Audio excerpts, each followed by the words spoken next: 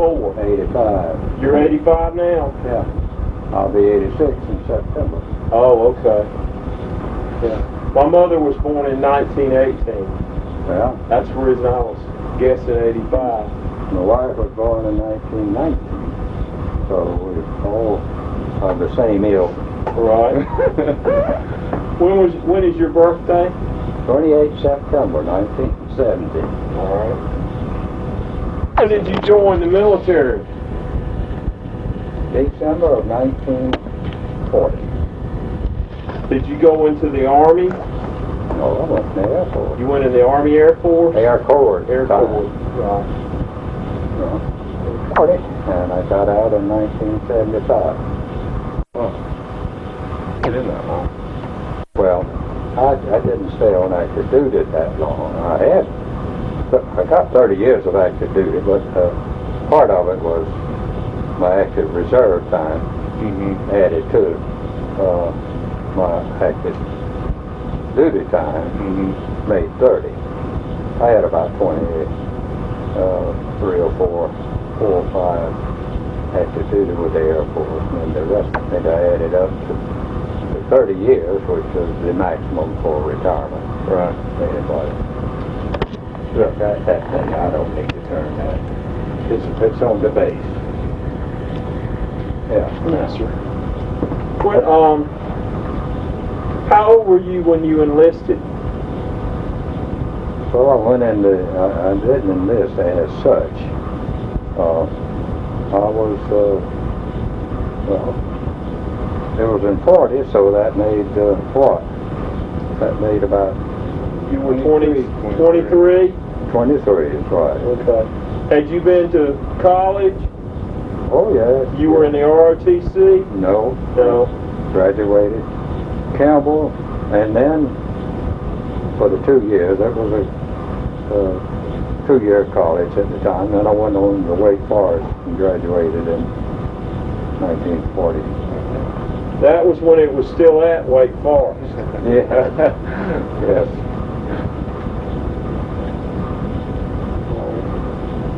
Look, maybe you ought to get here on this.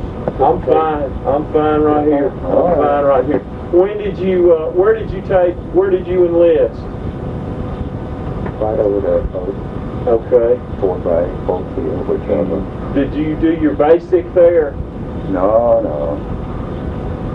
Well, I went and signed up, and they called us over. There was about 20 of us that had signed up about the same time to go through the examination. I did, or we did, and about 3/4 of them were rejected. Happened to be one of the 7 or 8 that was taken. And I was rejected on the first round, and I asked why. Asked the flight surgeon why. He said, well, you got a flat foot. And I said, what in the has a flat foot got to do with it? Right. He said, well, if it shows up on you, why, we'll have to send you back, and you'll wait to be drafted. See, I was not drafted, never was drafted. Right. Because we went in before the draft was instituted. Right. And I said, I can't see that it's going to make any difference. I'm either going to go in the Air Corps and fly, or go back home, like you say, and be drafted in the Army. But my intentions are, is to flight school. And he said, well, no, I hadn't thought about it that way. I said, well, I have, because I have no intention of plowing through mud and sand and ditches and so on. I'm going to fly. I've never flown. I've never touched an airplane. But I intend to. Right. And he said, okay. So he scratched out the refused, and I went on with the rest of them. Okay. Where did you take your basic? Jackson, Mississippi. Jackson Air Base, I guess it was at that time. Were you training to be an officer then, or were you? Oh yeah, that's the whole bit. If we got our wings, we would be an officer. Right. Second lieutenant. And have our commission and wings to go with it. So that was flight school? That was a basic flight school, primary flight school. But there was 3 of them. Yeah. Not 3 primaries, but there were 3 sections. The primary was at Jackson for 3 months, approximately. And then there was a basic and in Montgomery, Alabama. And then there was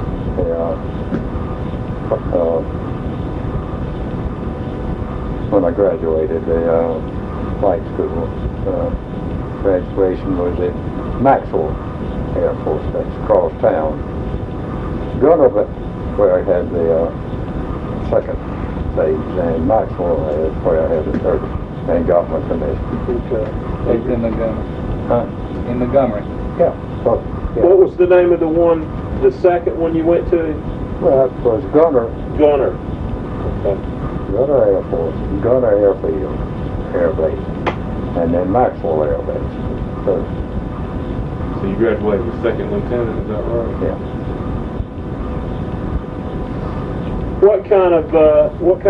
What were they training you to be? What kind of pilot? Were you a pilot or? Oh yes. Okay. What did you train to fly? Well, you had to take what they had. You had to have 3 phases. Each one of those phases had a different type plane. Okay. The first one had a PT-17. There's a picture of it somewhere. Right. I don't know where it is. That's a single seater? No, it was a twin seater, Twin but seater. it was twin wing too. It was Okay. a biplane. A biplane. And the second phase was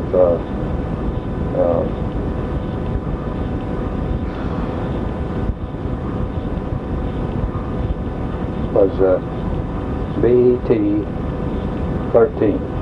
Okay. And the third phase was AT-6 and BC-1A.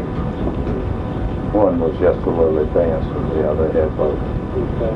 Both. All right, I graduated from Montgomery, Maxwell, got my wings commission on August the 15th, 1941. Did have about a little over 8 months, 8.5 months over thereabouts in flight school. And let's see, had a lot of fun during that time, and also had a lot of things not so fun. Right. Began to lose a little hair when I found out that if you fell, you stopped a little sudden. Yes, sir. Yes, sir. I know that. I can imagine that. Were you married at that time?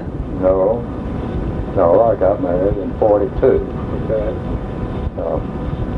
She was the daughter of a colonel, Air Corps, that took the first troops in the World War II.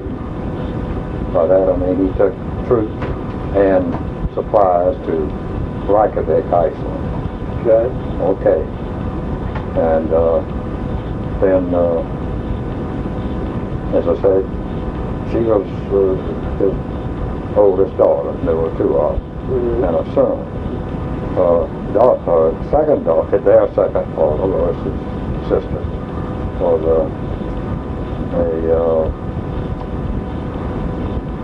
in Patton's Army, a field nurse in Patton's army. Mm.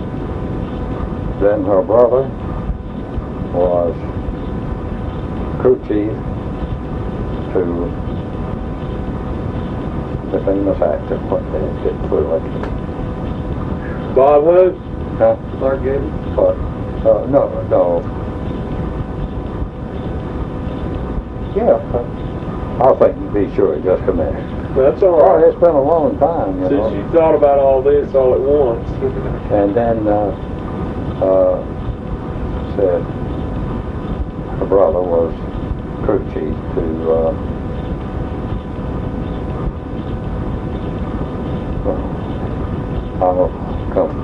We'll come back Let to you know that. tomorrow next day. We'll come back to that. Don't worry about that. After you got your commission and they assigned you somewhere besides Maxwell, did they not? Oh yes, I went to Orlando, Florida. How long were you there? Well, that's sort of broken up. I was there when the war started.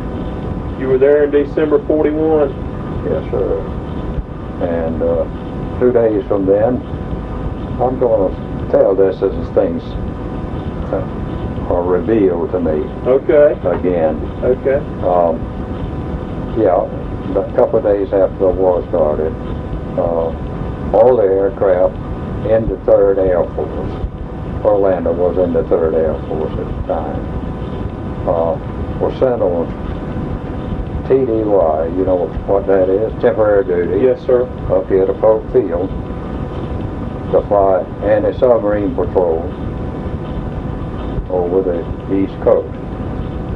And it was a bunch of people. People were running around like chickens with their head cut off because we were not expecting war, you know. And things really got rough by that. We were not prepared, and units were not formed, and so on. Mm-hmm. Anyway, we went over here, and they put I took one of the 2 combat so-called available aircraft that we had, a B-18. I was the aircraft commander or pilot or what have you, Right. in a B-18. That was even before the DC-1 or Goonie Bird or what have you. Right. And so we put all the planes in one group and doled them out to the rank. In other words, I lost my plane. Okay. And I was picked up as a co-pilot Right. to It doesn't matter, There he is, right here. Paul Tibbets. I flew with him. He was the pilot and I was co-pilot in my plane. And there's the replica of it Right. in Overgay, the B-29. Right. But I didn't stay. We were all sent back to our original bases after the TDY was over. There's the story, short story of it, of him. And I went back to Orlando, and there we got B-25, traded in the B-18 for B-25. You know what that was? Yes, sir. The twin engine, twin tail. Yeah, go ahead, Nate. Okay. The story's on the other side too. I ran into him again back in, he retired in Orlando, and I was there, and we met. Of course, he remembered the incident, but he didn't remember me as such. Yeah. As soon as I told him that I was at Polk Field out of Fort Bragg, flying up and down the coast. I said, oh yes, I remember that. And I said, well, you don't remember me as the second John, do you? He said, well, no, I flew with a whole bunch of them. He was the captain at that time. Right. You flew a lot of missions then, doing that submarine patrol. Oh Lord, yes. Did In 25s, and then we were. Well, go ahead and ask me the question. Did you ever actually see a German sub? Did you? Oh yes, yes. See that? Yes, sir. Well, that's not a sub, but that's a. It was given to me by someone, by my boss of a later date, because he had been in the same type work, and he made that for me, gave me for sinking a sub. Howsoever, I did not get official military recognition because we had cameras and so on in our plane. Right. At that time, when I ran across that, I was flying a B-24, which we got after the 25. Okay. And we had radar and cameras, and we flew at 1,200 feet approximately. It was the best reception for our radar in the plane. Mm-hmm. We had the first unit to have radar in the Air Force that was doing combat work, and our approach was to try to approach like this, do that way, and we come in this way, not that way, because that didn't leave too much Right. to hit with a bomb. You know. Right. Actually, there were depth charges. Right. But anyway, as I was had the bomb bay doors open, it was in rough weather, and the plane was battered around, and the doors apparently sagged just a hair in order to cut off the bombs of the depth charges from dropping, and the camera from running and cut off the power. So I got a picture, but it didn't. It did show the crew was out on deck of that sub. Right. And when they heard a plane coming, they dove. And the guys that were left up there had a long swim. Oh no! Yeah, they all were left. Oh. And they were drowned. But I did not get a real clear picture of with the camera. Right. So I didn't get a citation or anything. But you're positive that was a sinking then? Well, I'm sure it was, because half or more of the crew was up.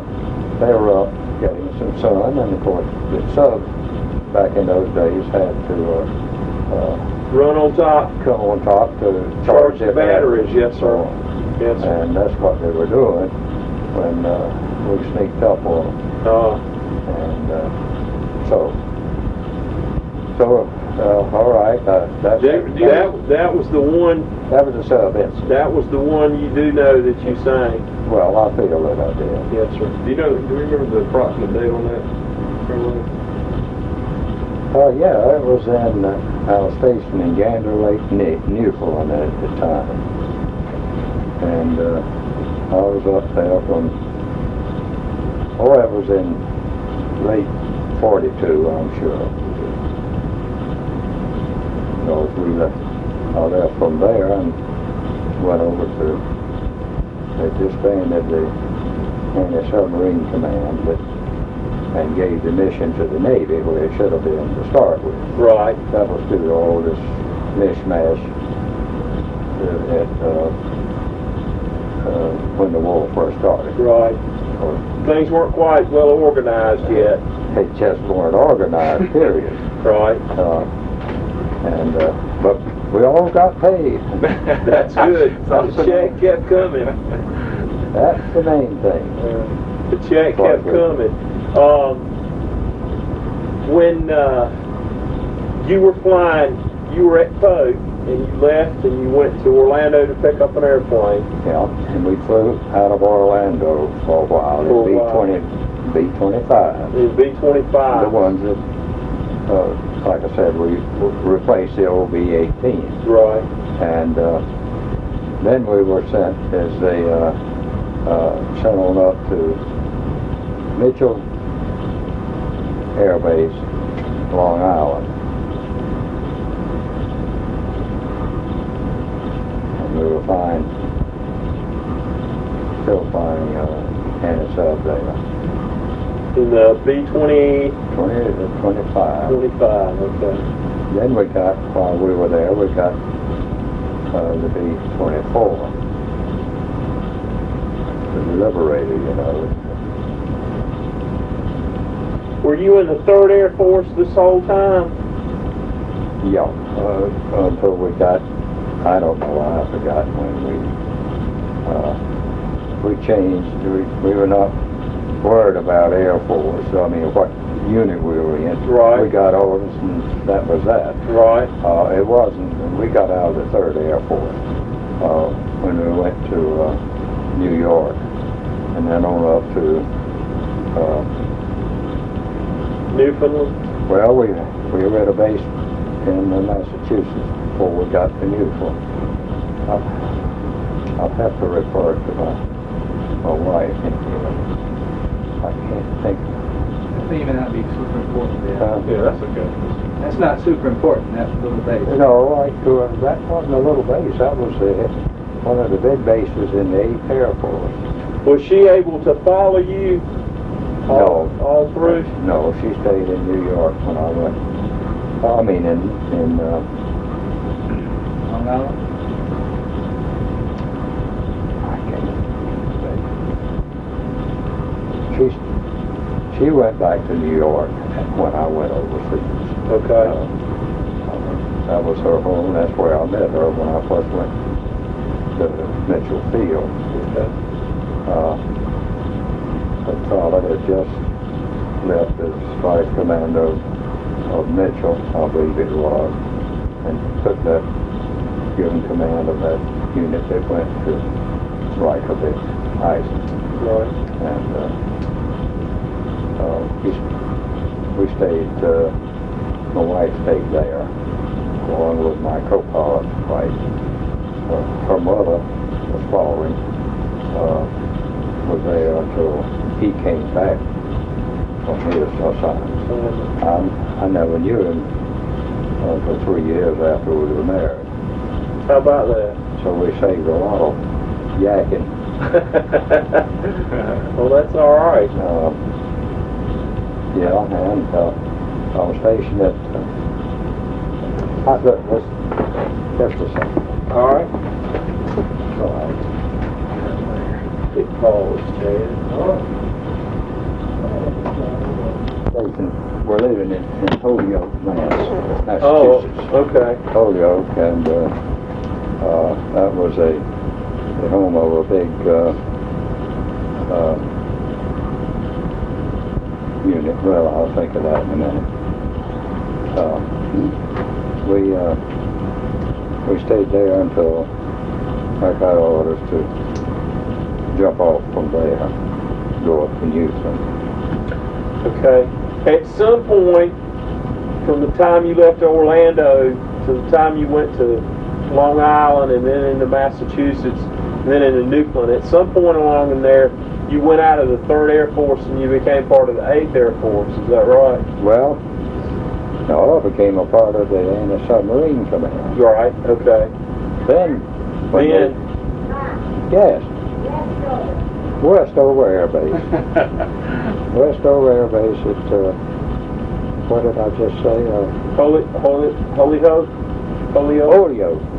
Massachusetts. Holyoke. Were there any good non-military related stories? Good personal stories from this time you want to share with us? Either all the time? Why don't you tell them about taking the fella who took the Newfoundland dog to England? Well, yeah, well that was I mean, what you later. got, trying to Okay. get something about your, you know, what you got. It won't be in You're in sequence. Newfoundland now, aren't you? Oh, it doesn't have to be in Talk about the Well, no, not yet. I'm in Holyoke, Mass. There you go. And there we got to be 24. I believe I'm right. Got them actually. We went sent on TDY to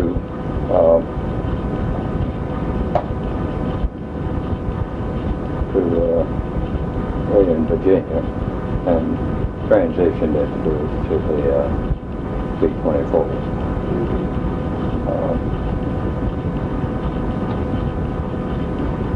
Okay, where am I now? You're in, from Massachusetts, you went to Newfoundland. Yeah. And there we were still flying NSO Duty. Right. I picked up about 1,000 hours of North Atlantic over water flights. Make it 800. Somebody might read that got a better memory than I have. That's all right. No, I had about 800. As a matter of fact, my wife was looking the other day and ran across some. This is when I was given the air medal for the first 200 hours. Oh. Is that from the Clinton paper? Sampson County? Anyway, I picked up about 800 hours of any submarine flights. How long would one of those last? A flight Yes, sir. typically is 16 hours. And your crew on the 24, how many were there? 10. 10 people. Pilot, co-pilot, navigator, bombardier, Radar, engineer, assistant engineer. Did I say radar? Yes, sir. How many gunners? I guess you had a tail gunner, Yeah, tail gunner, and then I had, I get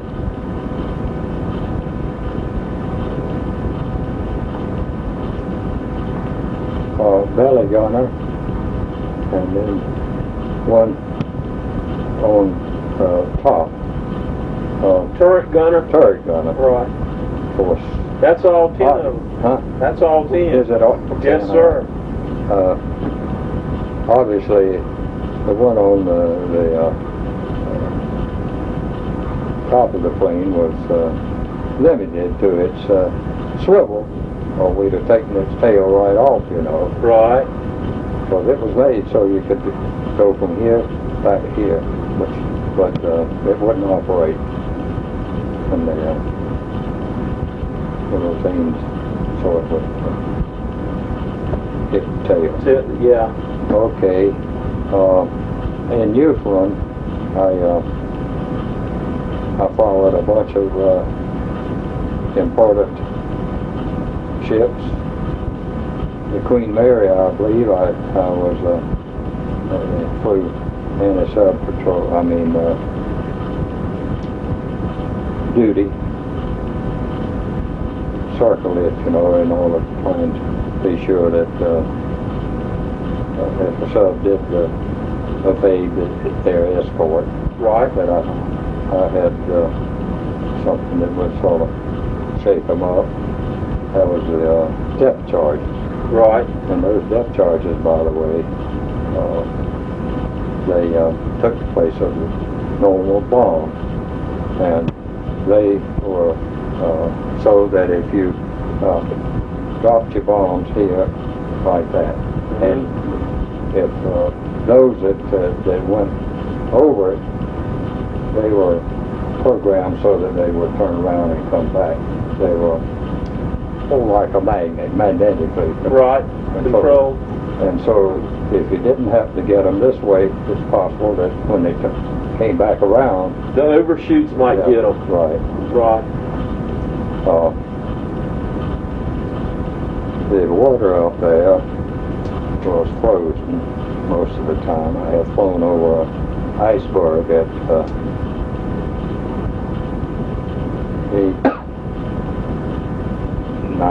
10,000 feet out of the water.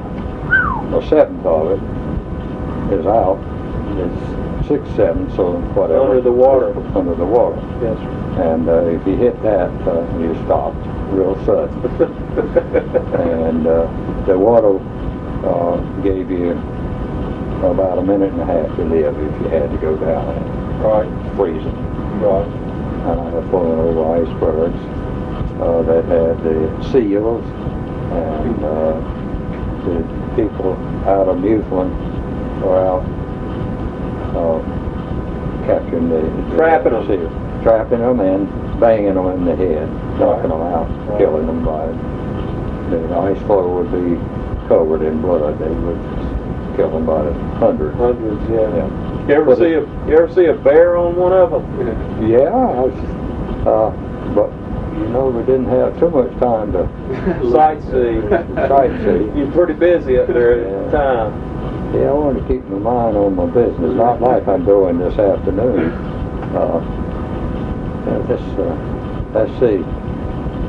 That was back in 42 and 3, and this is 103. Right. I mean 203. 03 is what I'm trying to say. Yeah. That makes how many years? That's 60 years ago from Yeah. 43. Yeah. You're doing pretty well. You're doing pretty well. When back to the sub patrols, you were doing that. Oh yeah. 42 and Then 43. when they transferred the whole unit, my whole squadron, from Newfoundland to England. They were still in the anti-submarine command. They had not hadn't disbanded it yet until I got to England and flew several missions out of there in the Bay of Biscay out of England. Anyway, where am I?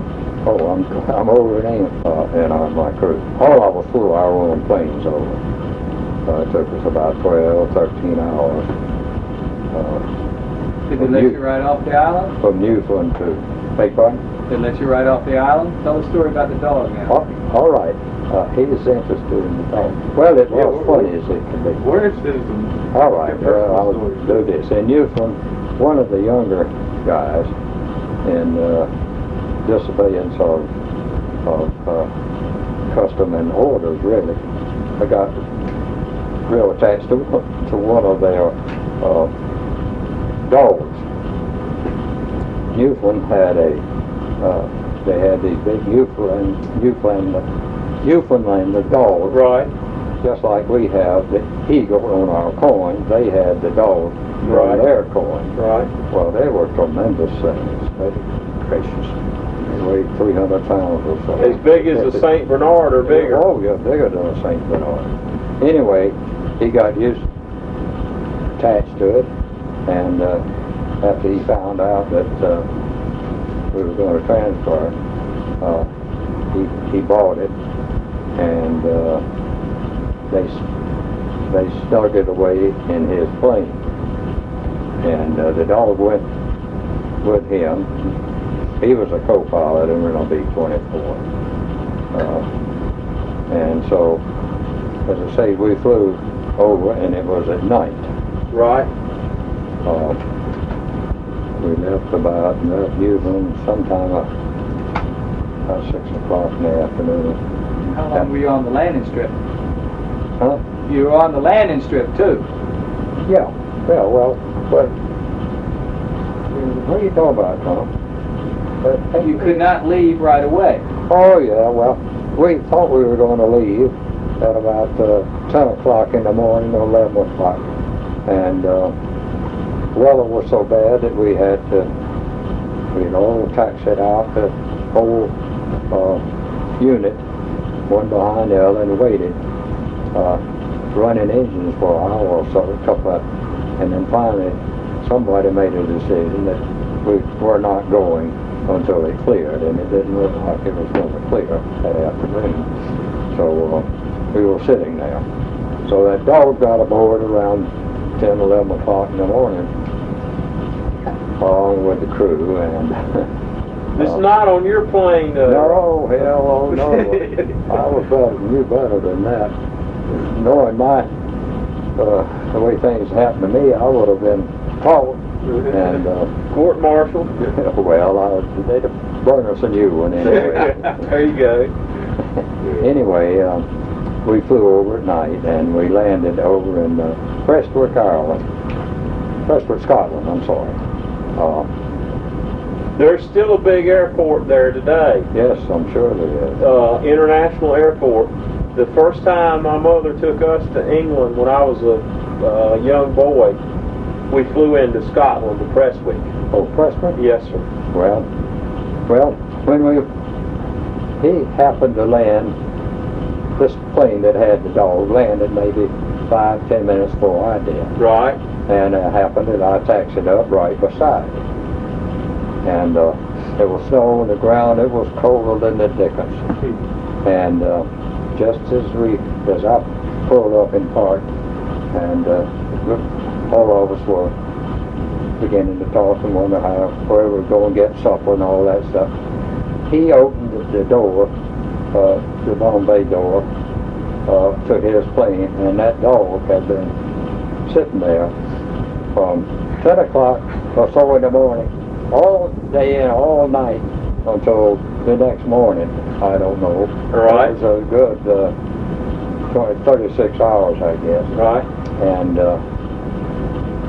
he was like the crew. He really had to go. And when they opened up the Bombay door for the emergency exit, I've forgotten which, he jumped out and he hit the ground with his legs stiff, and he slid in that snow for 20 feet, I guess.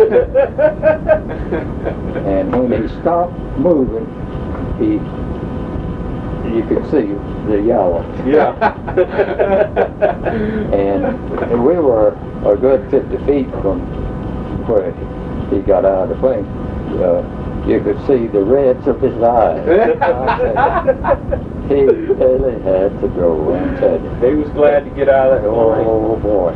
Well, we had a facility of sorts.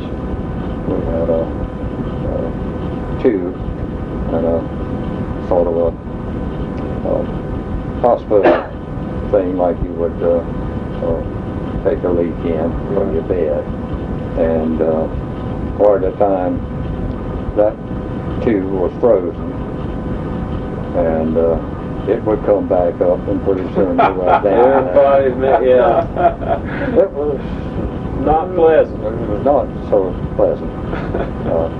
And of course, when we took off in the morning, well, all right, I got another story in connection with this. We were waiting to get our orders as to we knew Preston was not going to be our permanent base. Right. We finally got orders that day, I remember, to fly to our base in England that was right near Preston. London. But I don't remember the base because I was stationed about 3 or 4 different bases. My 6 or 8 months in England, and I don't remember the names of them. Anyway, we got orders to go to this place. We took off and flew to Prestwick, Scotland, to the base in England. I'm sorry. That's all right. And we got there in time to take a shower, warm water. We were on a... Well, I know that felt good. Sir. Mm-hmm. We were on a RAF base, but it was our fixings and equipment and mess halls and the whole thing belonged to the USA. But we were in England. Anyway, we all went in to have our supper or dinner, whichever, depends on how far up the social ladder you are, whether it was dinner or supper. Right. Or chow. Right. And we were all sitting there in the dining room. There was all of our group, plus the other people that were stationed there. And the radio was playing beautiful American music, all of the music of the 1940s up to that time and before. And we were just taking things easy. Had good meals, steaks as I remember, plus all the fixings. And pretty soon the radio stopped. You ready to go and finish it?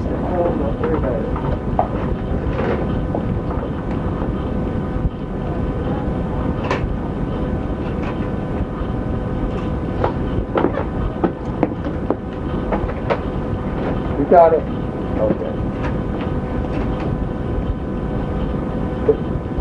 Is that the end of it? Oh, that rascal. He won't give me any cookies at all. That's your daddy, by the way. Yeah. I called him, told him. You tell him you were coming I up. told him we were here bothering you for a little while. And, well, anyway, we were eating the steak with french fries and all the fixings and so on. And the music stopped, and a voice came on. And she said, seemed like the voice said, this is not Tokyo Rose, but Burley, Axis Sally. Yeah. She was the one that was trying to lure, get everybody unsettled and get the newer arrivals upset and so on. And she said, this is Axis, what did I say? Axis Sally. Axis, not, yeah. That's right. She wasn't Tokyo Rose, she was Axis Sally. She said, I've been playing some of your very pretty music, and I want to congratulate you, folks, as new arrivals. She knew it, and we just gotten there. Anyway, and tell you how glad we are to have you. We want you to meet our RAF, not RAF, but Luftwaffe pilots. You all will have something in common, but you will be at 30,000 feet. So it didn't take long for us to realize what was going to take place. Anyway, she said, I want to recognize you all individually. And she named the commander of our unit, and then she named the operations officer and the vice commander, and then the flight commanders and so on. And she said, I want to especially recognize the Lieutenant John T. Ashford from North Carolina. He's here with one of the B-24s, and will be meeting our brave Luftwaffe pilot. Well, if I had loose teeth, I'd have dropped them. Right. All of us were absolutely dumbfounded. They knew all that. Every single one of us, she knew, from the commander to the lowest ranking officer, and she named the pilots, especially. And well, that was one of the incidents. Is it working? Yep. How bad did that mess with you guys? Huh? Did that terrify you guys? Or I'm sorry. did it terrify you guys, or did it surprise you more than anything? Oh, it surprised us more than anything, and then it dawned on us, hey, we're here on business, And this is just the beginning. Mm-hmm. And so from then on we trained a little bit, but I had to fly instead of meeting the Luftwaffe when we first got there for I don't know, a couple months. We were still in the anti-submarine business, and we were flying anti-submarine search in the Bay of Biscay, out of England. Right. It borders France and so on. Right. And and this particular day was my day to fly the mission. I was alone. We were a lone crew, and we were flying at about 1,200 feet in this, just under the soup, the cloud cover. Right. Here comes his on, I reckon. Go ahead. Let him in. If he doesn't know the password, don't let him in. I'm Dan Rowell from CBS. Yeah, okay, come right in. Have a word or two with you. Dan, come on in, bud. Hey, Henry. I'm Henry Vince. Good to see you. Good to Yeah, see you. that's a chair for Best fullback Clinton High School history right now. Is that This right? one? Yes, sir. Yeah, you two are history anyway. That's right. That's right. That's right. I can watch him walking around the block and tell you who it is. In other words, His team went they to were the all state in high basketball. school.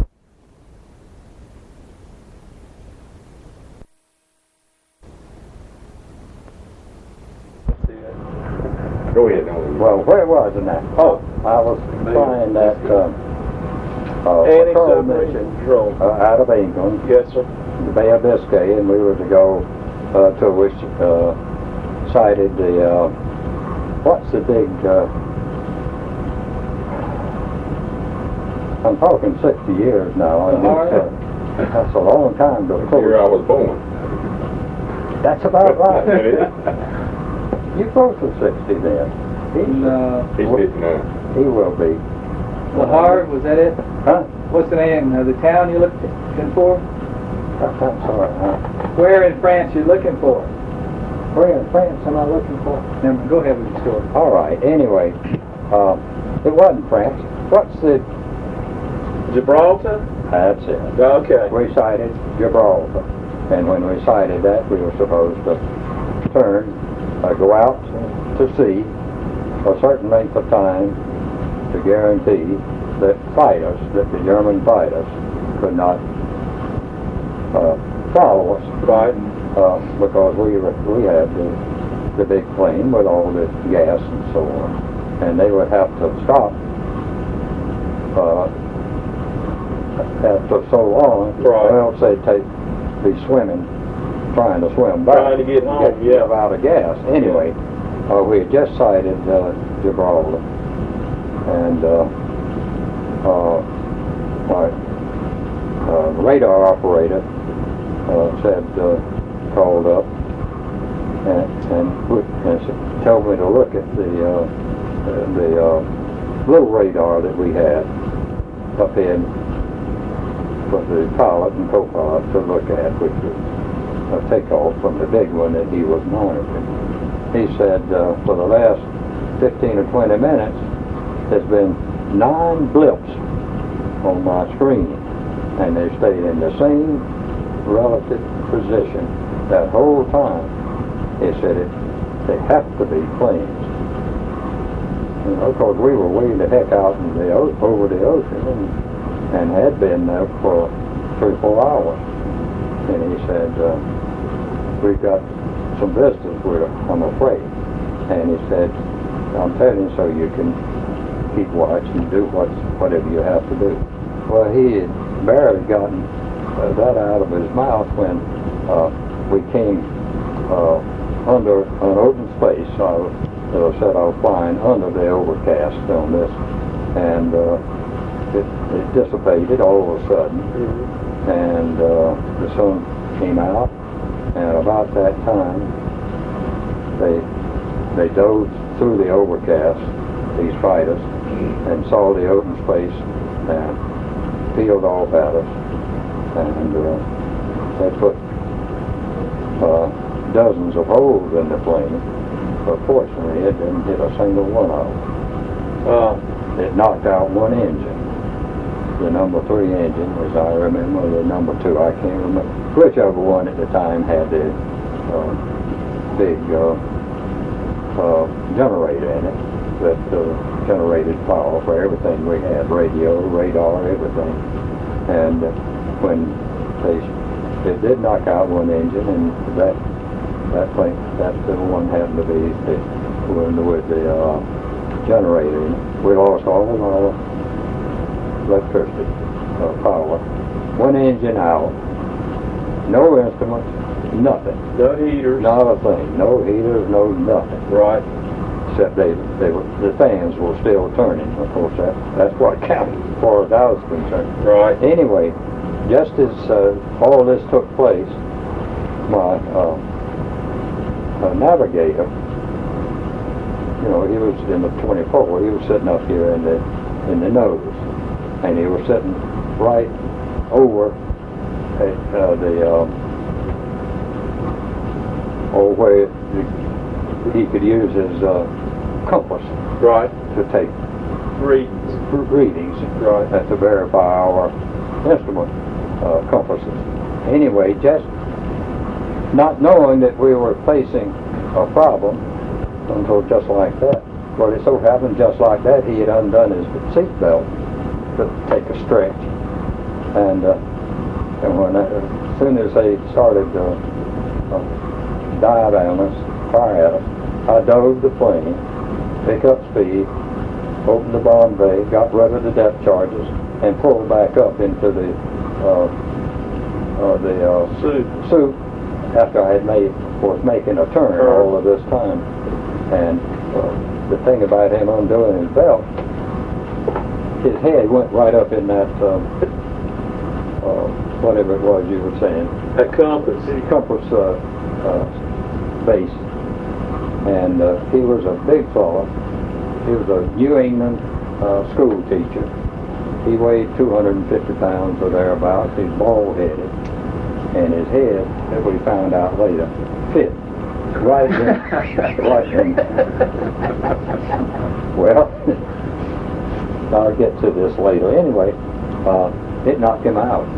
And he bled like a stuck hog. Well, anyway, I was following routine orders that if we were attacked, we were to go turn to such and such a heading, Right. which was out to sea, and give it full power and stay on a given course if we could, if the enemy had departed. And so I guess it was 15 minutes or so after the attack that, and we were doing what was supposed to, this old Brewster, his name was Ed Brewster. Right. Anyway, he came up, and he looked like somebody had cut his head and throat and everything else. And you could see where this, well, it wasn't a mark. It was just like somebody take a knife and cut off, scalp him. Yes, sir. Yeah. And he was madder than a wet hen.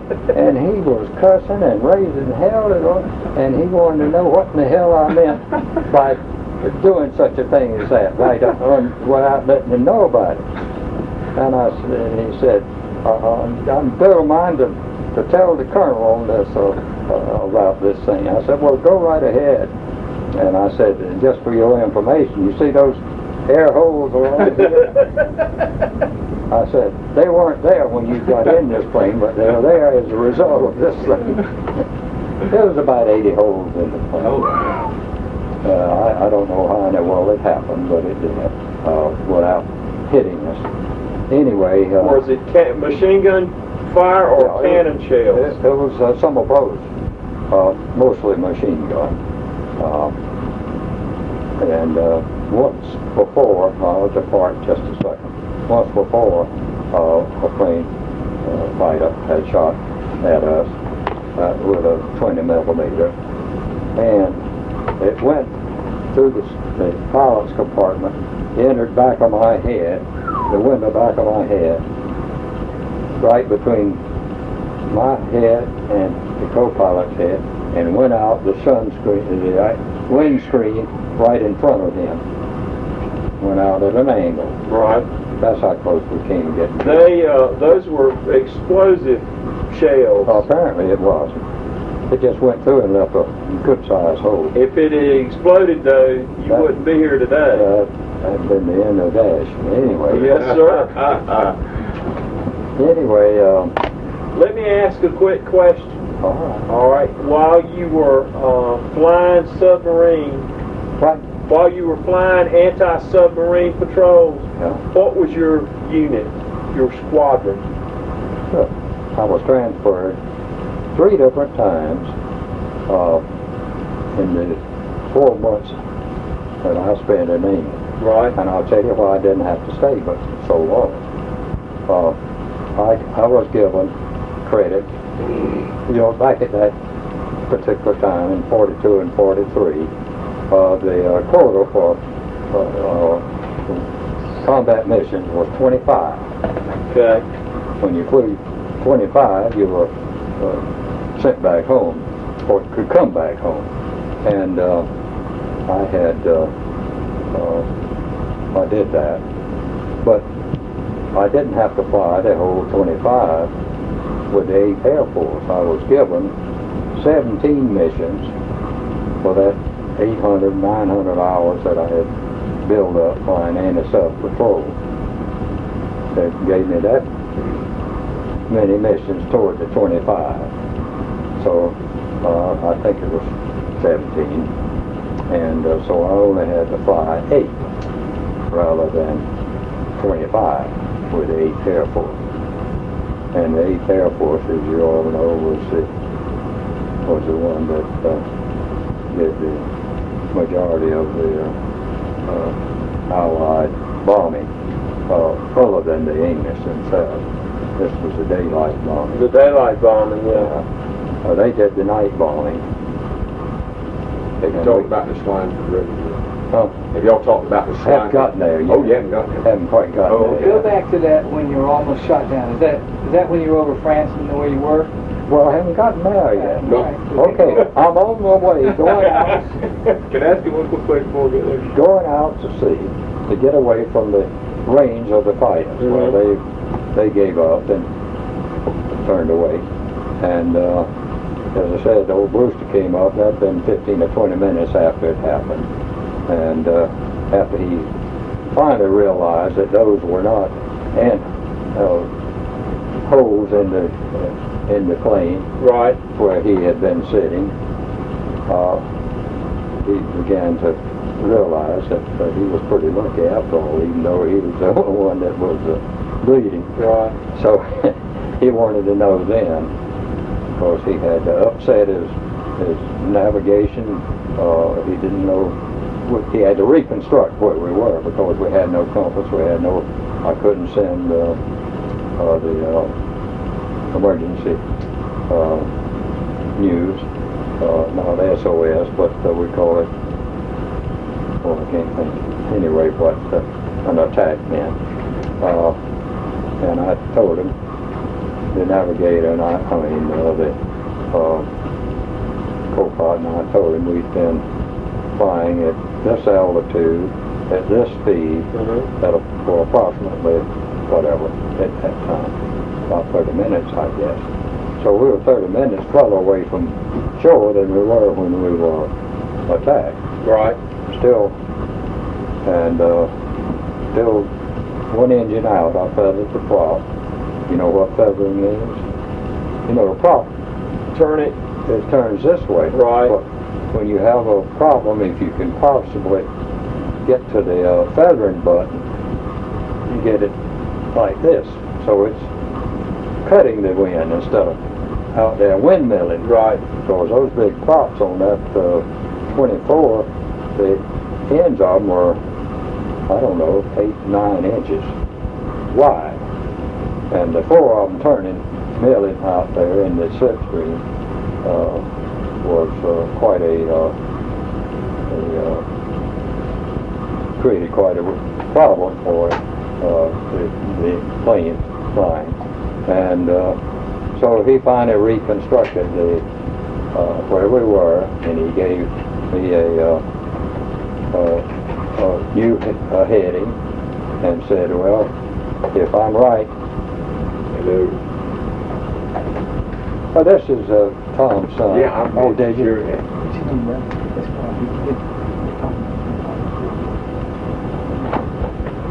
sure. Anyway, he said it'll be such and such a time, this heading, at this altitude, we should see the White Cliffs of Dover at such and such a time, which was about 4 hours from then. And we'd been out about 6 hours or such amount, and flying on 3 engines instead of 4. But anyway, we held it right to the button as best we could with the engine out. And so at about 10-15 minutes of the time he said, we sighted England, so we thought. Anyway, I said, hey, Ed, here we are. Is it all right, take a right turn at such and such a heading, and we should be over England in 5 minutes or something. So I did, and we were too fat, done, and happy. We were sitting there, you know. If we'd have had cigars, we'd all been smoking. Right. And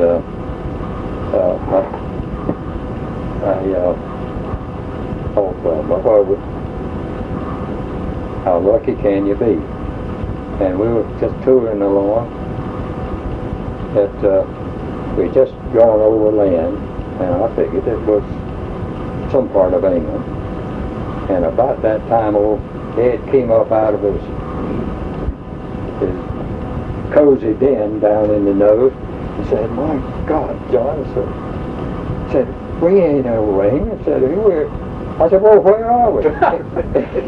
He said, "We're flying over the occupied coast of France."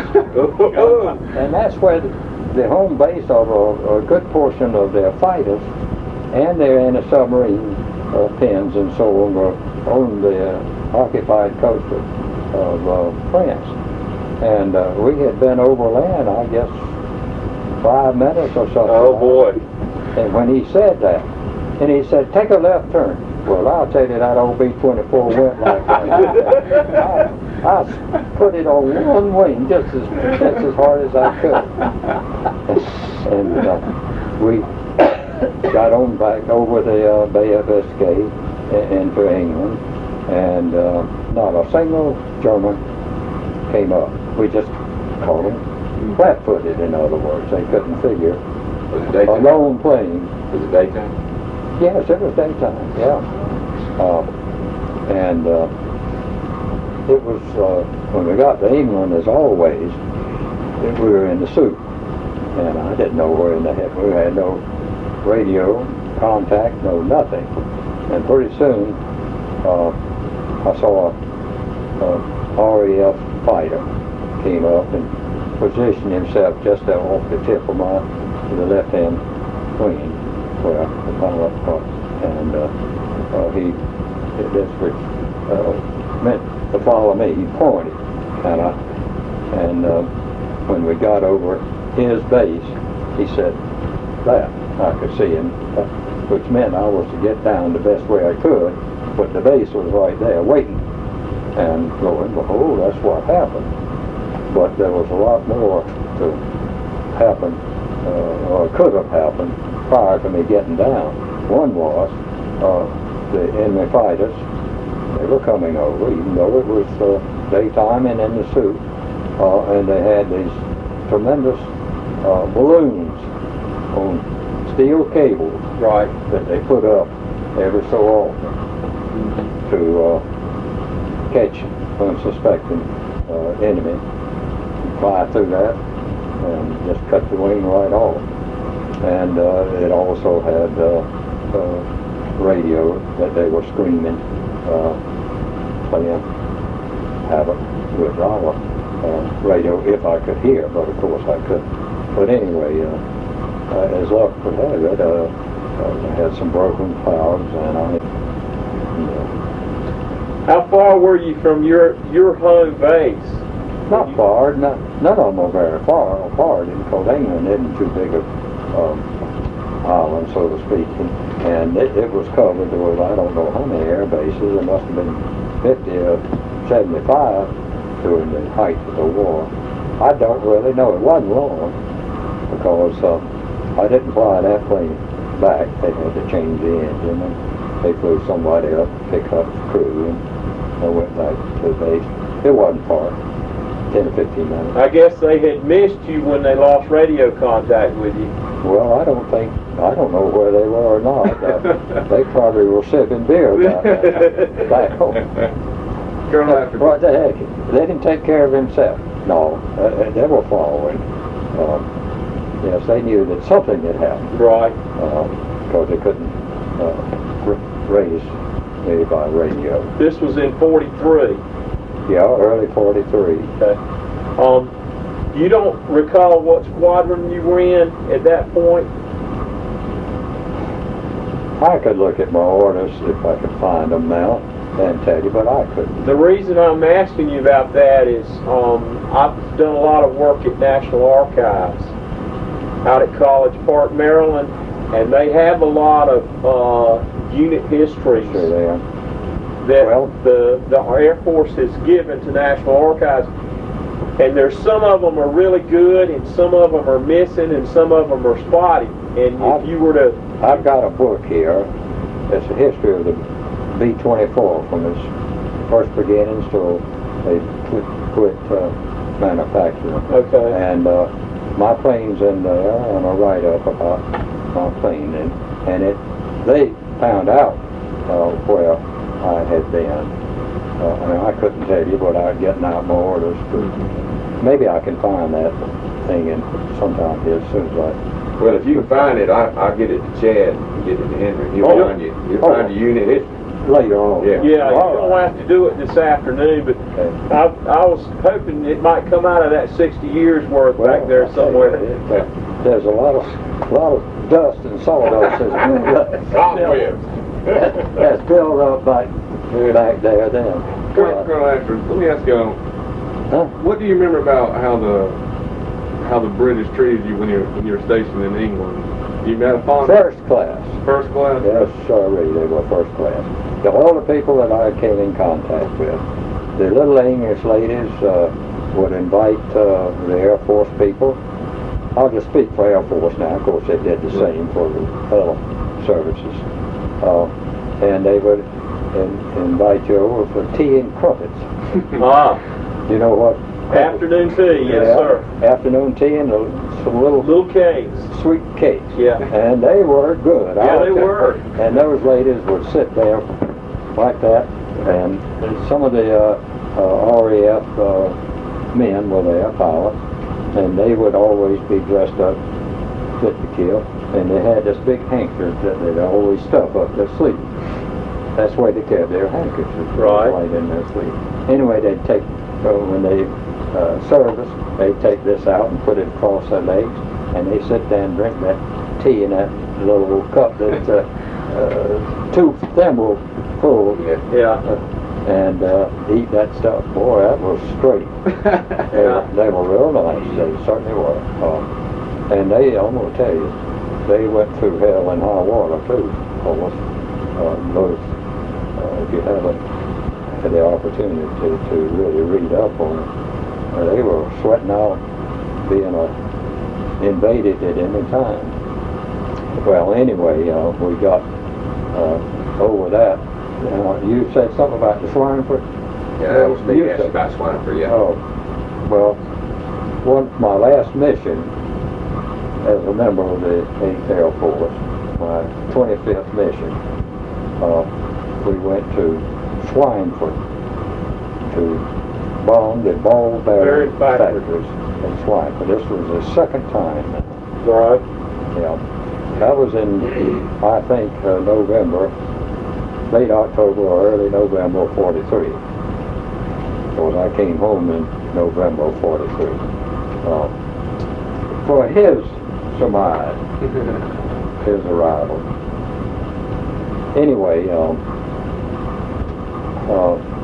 that mission was put on, and it was when we knew we were going there, and we knew it was going to be tough because they had given the participants of the first mission a rough time, shot down a bunch of people, and anyway, so we took off, and there was about I don't know, 700 or 800 planes on the trip, counting the B-24s and the B-17s, troopers that were. I think the mission had really been given to the RAF, but they knew it was going to be rough, and they just didn't want to go by themselves, so they invited. Y'all accepted, right? yeah, the 3 or 4 stars accepted for us. Right. Anyway, we were flying, I guess, at 32 or 3,000 feet. That was about the maximum. At the B-24 with a full load of bombs, I could go without mushing.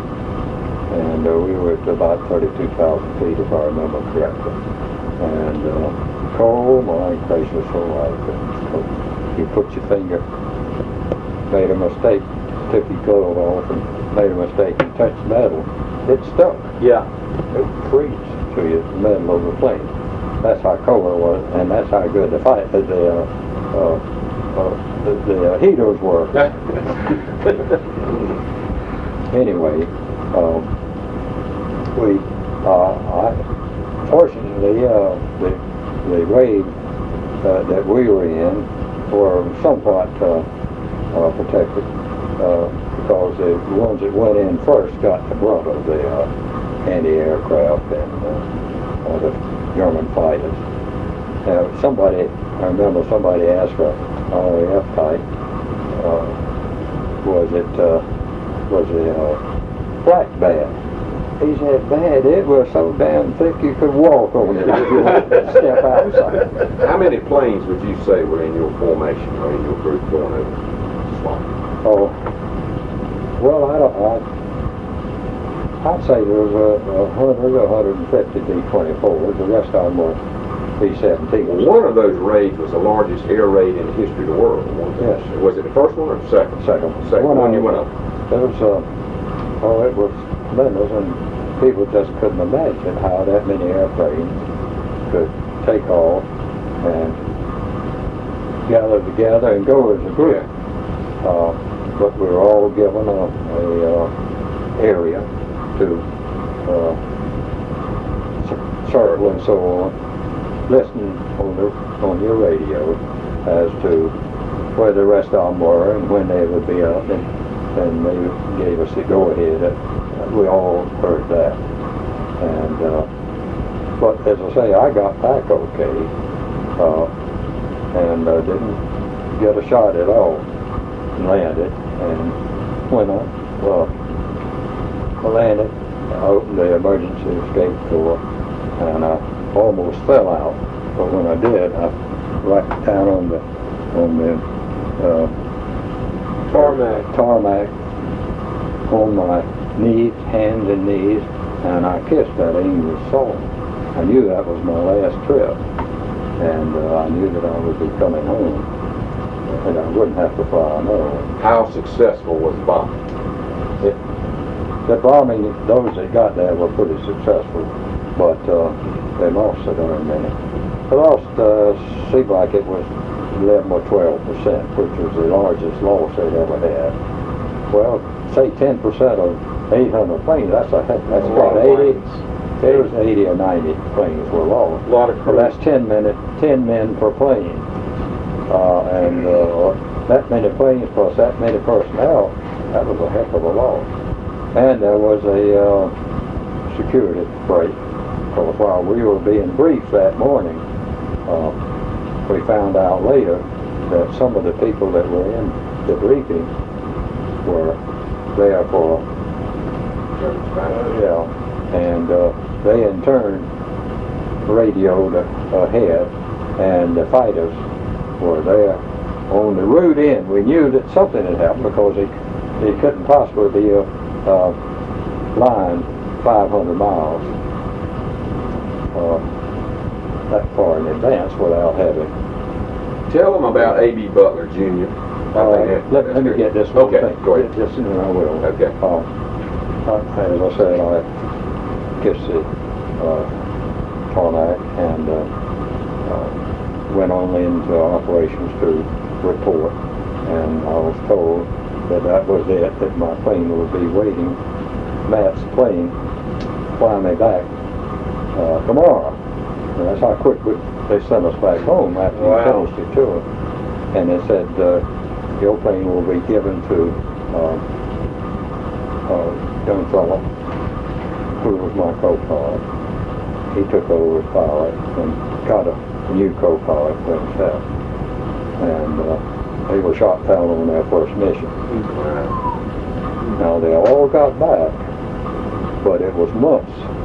And Brewster lost a leg, and I think an eye. They were all horribly treated, but they all got back through the underground, the Yugoslav underground and the French underground and so on. And I might say that later, when I was stationed in the Pentagon, and sometime during the 1960s, I kept hearing someone. I was down in the area where they have the barbershop, the stores, and everything in there. And I was going to get a haircut, and I kept hearing somebody call John. Well, there was only 28,000 people stationed in the Pentagon at that time. So I knew there was bound to be more than one John. And I didn't pay it no mind, you know. And pretty soon, the second time, I looked around, I didn't see anybody. And the third time, I stopped. And I knew if anybody was calling for me, that he'd be along shortly. And sure enough, here came my co-pilot, the one that was shot down. It was the pilot at the time. And he had gotten out without much damage. And he's the only one I've ever seen of that crew. Yeah. Now, what was it you said? I wanted you to tell them about A.B. Butler Jr. Ploeski, wasn't it? Yeah. Well, oil fields. I'm not. I don't know. No one knows where he went down, really. Was he your cousin, first cousin, or friend? His father and my mother were first cousins. Okay. We were, and Doris and I were second Butler's cousins. drugstore downtown. His dad on Old Dock. And that was his only son, and he never heard one word as to what happened. They shot the plane down. They feel sure that it was in the Bay of Biscay, returning from a bombing mission, just like Glenn Moe. Who was it that was shot? Right. Glenn Moe. Glenn Moe was shot down, returning from some flight. The History Channel actually has a documentary film of that bombing raid. Sure enough. Oh yes, I've seen it several times. Of that raid. Of the Ploeski raid. Ploeski raid? One A.B. Butler was on. Oh, I did that. Yes, sure did. Colonel, let me ask you one more thing about England. Go ahead. What do you remember you guys doing in your free time there? You know, what did y'all do at night when we had time off, or Well, anything you what want we were to doing share anyway? is trying to stay warm. We were billeted in one of those daggone old what do you call them, Nissan huts? You're right. And it had a little old stove in it, seemed like that, it was about that big. And you could fill it up and fire it up, and it would get red hot. In 10 minutes, it would be just as you put your hand on it. Well, it's exaggerating a little bit, but it didn't keep us warm.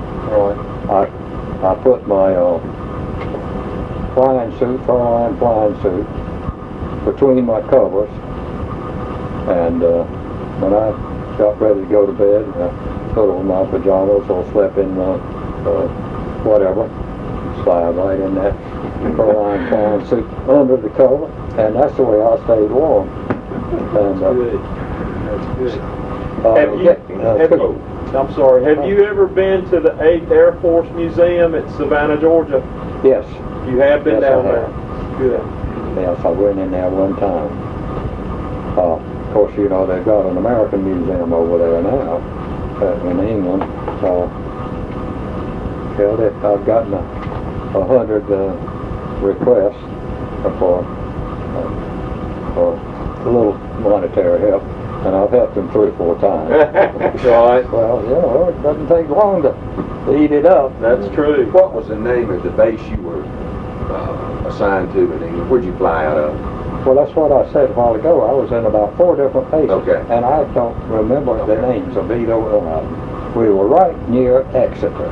Excellent. Okay. That was the heaviest bombed city in England, if I remember my history. And I was close enough that I could see when the RAF would, and the German fighters would come and drop their bombs and start the fires on things. They just leveled that city. We're going over there, my entire family, August the 6th. You are? Yeah. Hey, you're almost there, aren't you? Yeah, yes, sir. Oh, you mean, England. August the 6th. Yeah, August 6th, yeah. Damn, I'm thinking that's June. I'm getting him fired up. Yeah. Getting him fired You're up. taking him? Yeah, his girlfriend and my daughter and her husband. How many you gonna take my wife? I'll tell you what. I think I'm going back to Wake Forest and through law school and get to be a lawyer and be city attorney. That's like right. him. I think you ought to do that. Because I know the way he's getting his money. Did you tell him about hitchhiking to Ashford? What? Oh no, he's on special things that happen.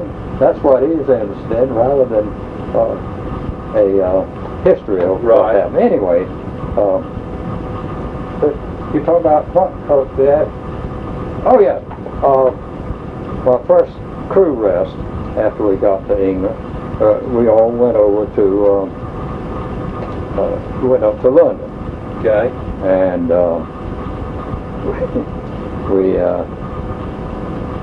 I was with Brewster and 2 or 3 of the other guys, and we were, is this what I'm talking, walking down the sidewalk and met this person, and I did. Go ahead. all right, anyway, part of my crew were together, the officer portion of it, and we were going someplace to have dinner, and it was at night, and Brewster and one of the other guys were walking side by side, and here came this girl, I won't say lady, but this female. Right. And she was she came right down and stood right where they were and walked between. And she started between them. Well, old Brewster, he held out his hand and said, "Hey, lady, you're about to get hurt." She said, "No, not about to get hurt." He said, "Well, what do you want?" She said, "Well, I thought maybe you might want some company tonight." There you go. And she went on and with her advertising, and she said, well, old Brewster said, "Well, how much is the night?" And she said $50. And he said, "My God, woman." He said, "We came over here to save your ass and not buy it."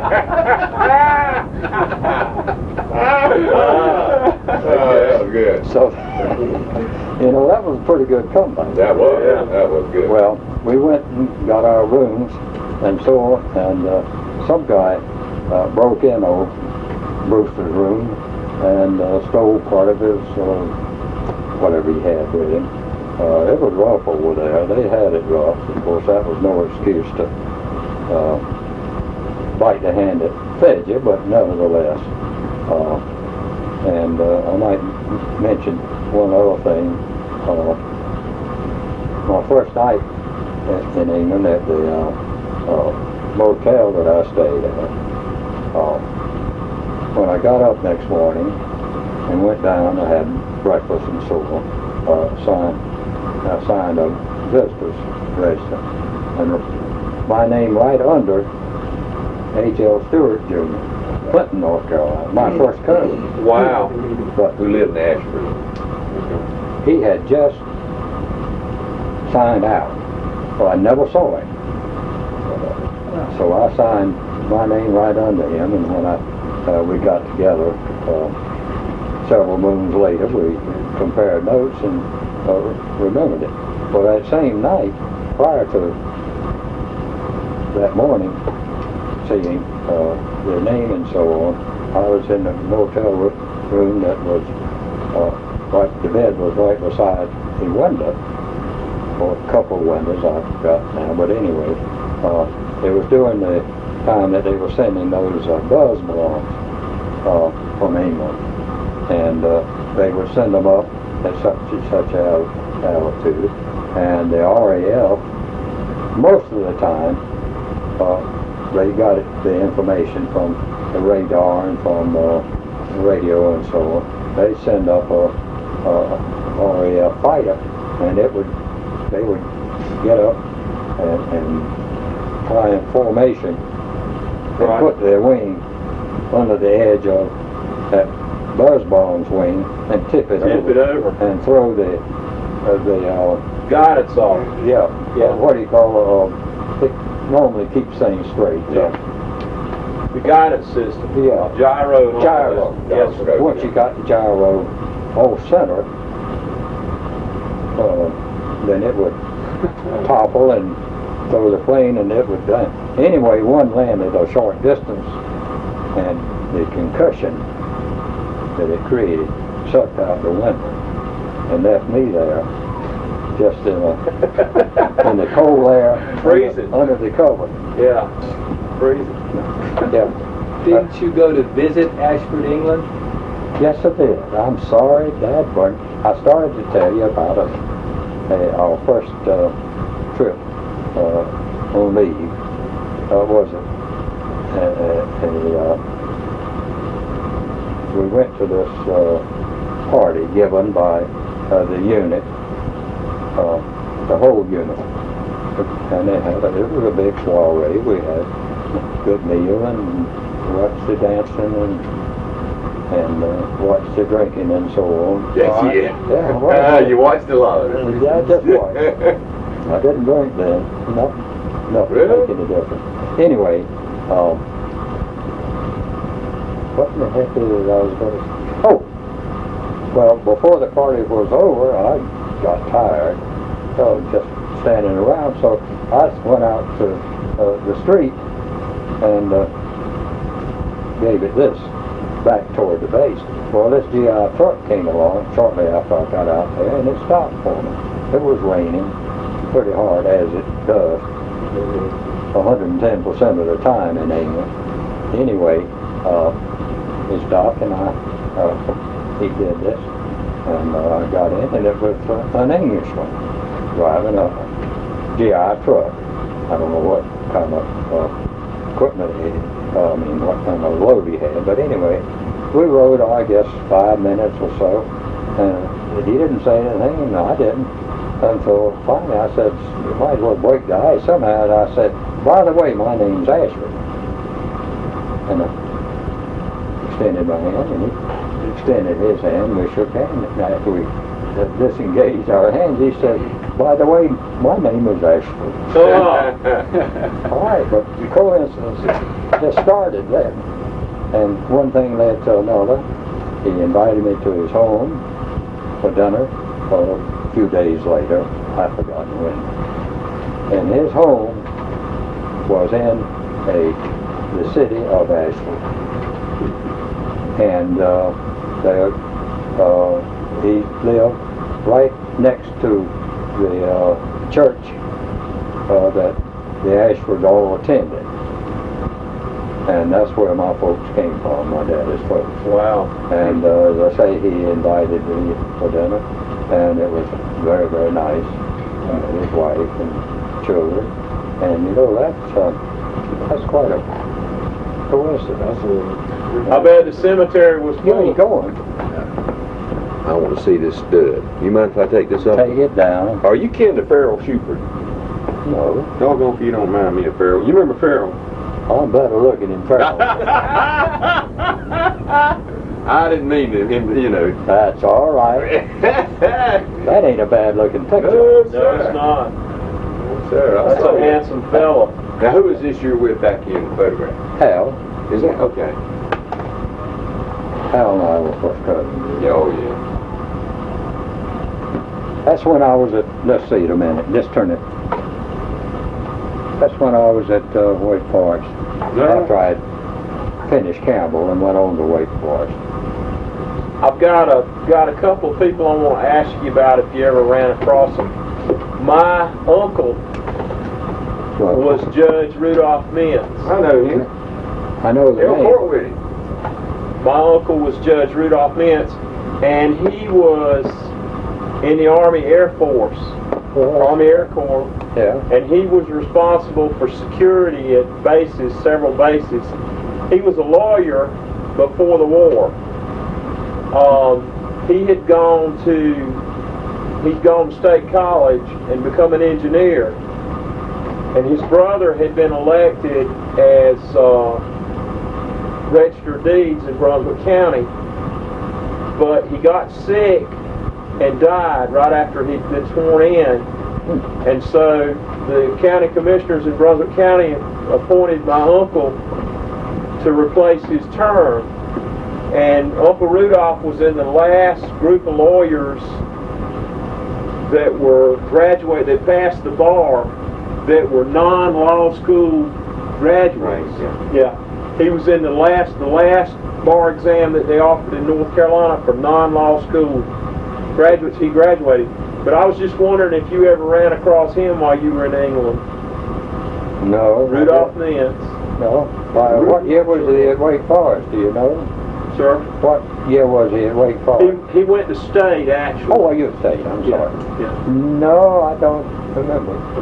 Is Rudy Mintz your dad? He's my cousin, my first cousin. Rudolph's my Oh, uncle. your granddaddy and Rudy Mintz. When I got out with working with Walter Brett, 1968, I started.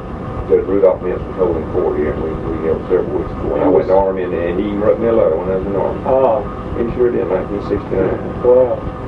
Colonel, can we talk about your granddaddy real quick to finish up? Beg pardon? Can we talk about your granddaddy real quick just to finish up? Oh, my God, yeah, I've got a long time ago. All right. He's just getting warmed up Yeah, now. I'm sorry, I didn't want to hold you up. But, could you just tell us a little bit, he was killed before you were born. Oh, my grandfather. Your grandfather, Colonel John Yeah, Ashford. they were, let me see. He gave up his sword, presented it with the that needed him, gave him a horse, 2 horses. Not this place. Look at that. Look at over yonder somewhere. You're going to read it, man. I ain't going to be able to finish what you came for.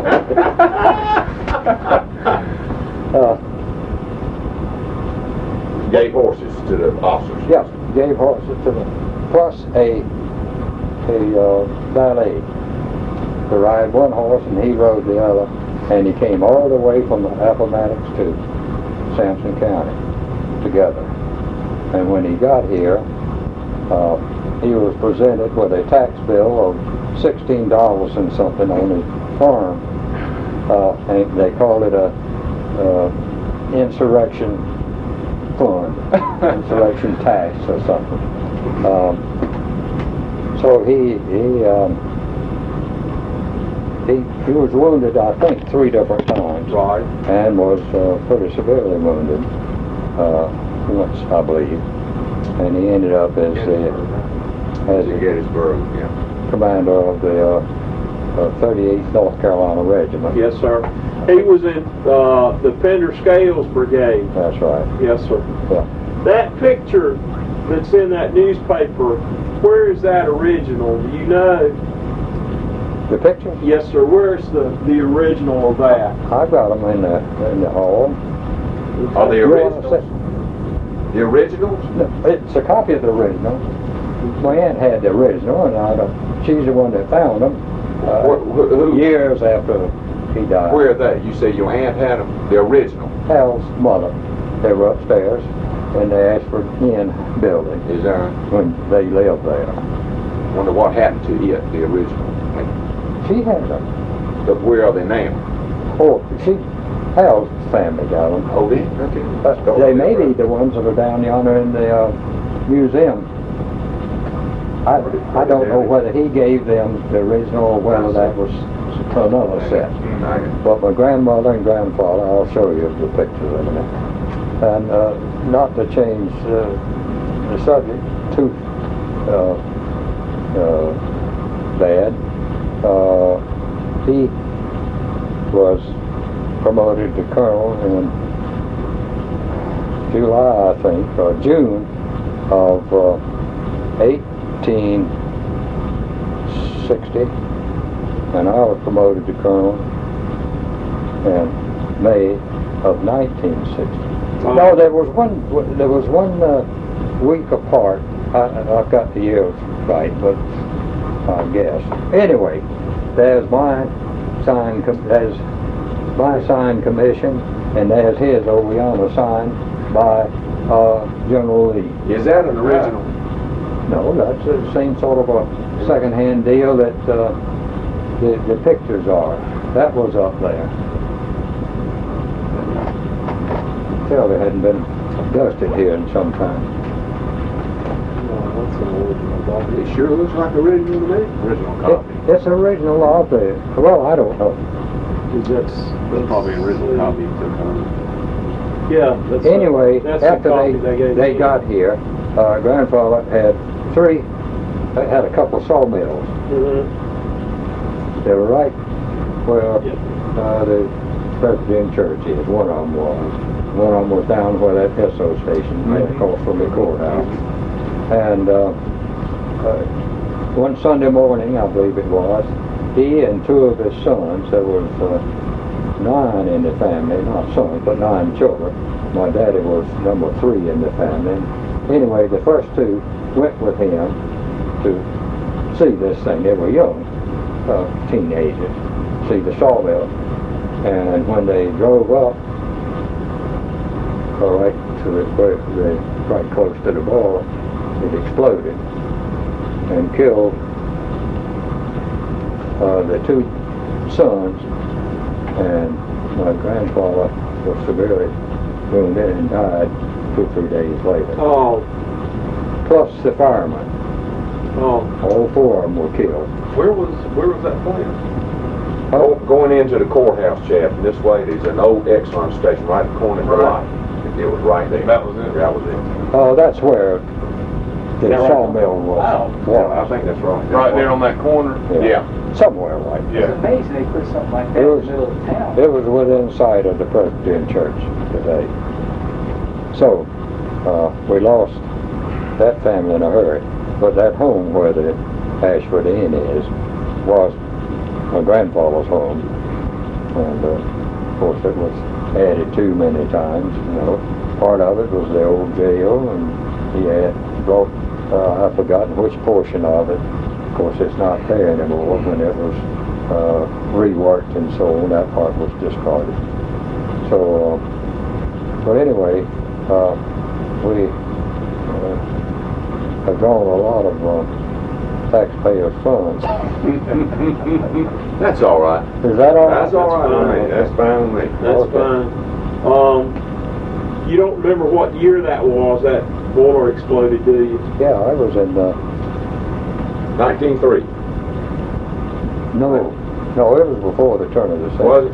It was in 1890 or 91. I can show you some great. Whatever. How old was he then? Well, he was, I don't know, about 60.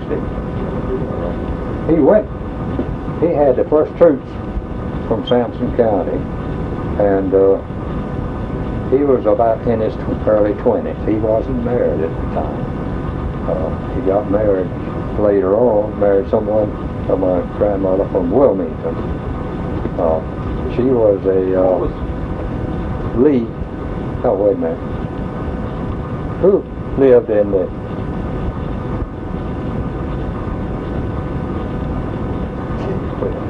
A Bellamy? No, A Davis? no, it was, oh, gracious. Was it a prominent family in Wilmington? Well, yes, she was.